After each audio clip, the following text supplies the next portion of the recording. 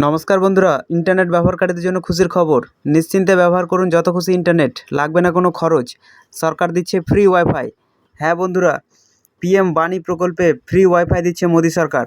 তো এই free wifi connect করে আপনি ইন্টারনেটের সমস্ত রকম কাজ করতে পারবেন এবং এটি অনেক বেশি সেফ এবং সিকিউর। তো কোথায় এই ফ্রি ওয়াইফাই পাবেন? এই পিএম বাণী প্রকল্পই বা কি, এই প্রকল্পের উদ্দেশ্য কি এবং কি কি সুবিধা পাওয়া যাবে এই প্রকল্প থেকে, এই সমস্ত কিছু জানতে পারবেন আজকের এই ভিডিওতে। তাই ভিডিওটি শেষ পর্যন্ত দেখতে থাকুন। আর ভিডিও ভালো লাগলে লাইক এবং শেয়ার করতে ভুলবেন না। আর চ্যানেলে প্রথমবার এলে চ্যানেলটি অবশ্যই সাবস্ক্রাইব করে রাখুন এই ধরনের নতুন নতুন আপডেট পাওয়ার জন্য। তো চলুন ভিডিওটি শুরু করি।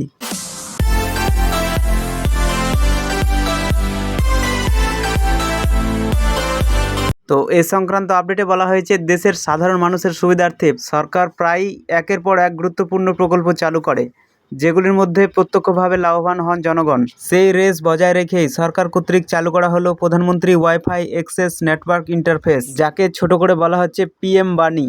তো এই ওয়াইফাই অ্যাক্সেস নেটওয়ার্ক ইন্টারফেসের প্রকল্পের অধীনে সারা দেশের সর্বজনীন স্থানে বিনামূল্যে ওয়াইফাই সুবিধা প্রদান করা হচ্ছে।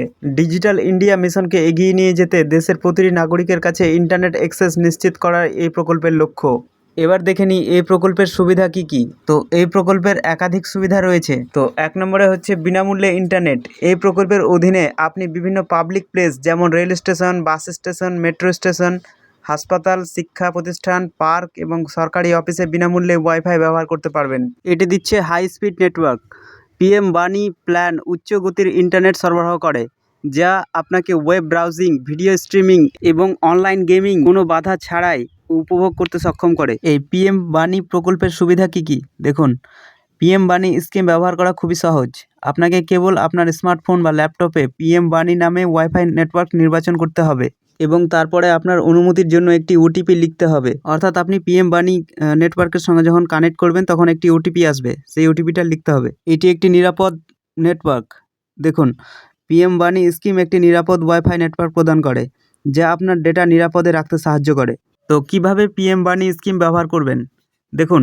প্রথমে আপনার স্মার্টফোন বা ল্যাপটপে ওয়াইফাই সেটিং ওপেন করে পিএম বাণী নামে ওয়াইফাই নেটওয়ার্ক নির্বাচন করুন। তারপরে আপনি একটি ওটিপি পাবেন, যা আপনাকে অনুমতির জন্য লিখতে হবে।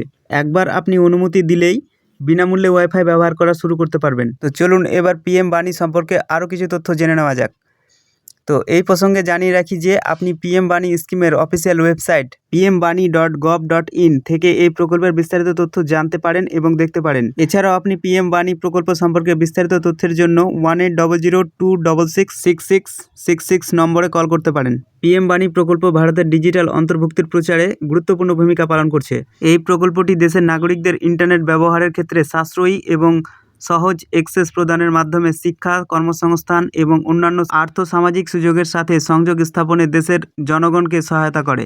তো আজকের এই ইনফরমেশনটি আপনার কেমন লাগলো কমেন্টে জানাতে ভুলবেন না। আর ভিডিও ভালো লাগলে একটি লাইক করবেন এবং চ্যানেলে নতুন হলে চ্যানেলটি অবশ্যই সাবস্ক্রাইব করে রাখুন এবং যারা ফেসবুক থেকে দেখছেন তারা পেজটি ফলো করতে ভুলবেন না। তো দেখা হচ্ছে নেক্সট ভিডিওতে। ততক্ষণ ভালো থাকবেন। ধন্যবাদ।